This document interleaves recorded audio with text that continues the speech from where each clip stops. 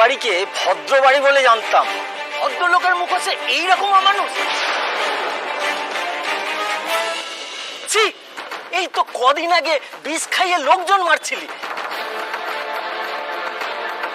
এখন আবার বাড়ির বউকে অত্যাচার করছিস।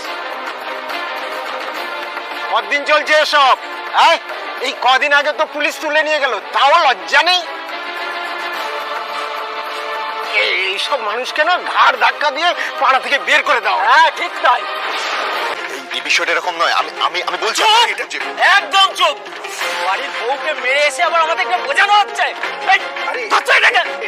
এটা একটা শো, আপনারা বোঝার চেষ্টা করুন। আপনারা যেটা ভাবছেন সেটা ঠিক হয়। আরে যাচ্ছ কোথায়? আসি। তোমরা কি ভেবেছো নাকি?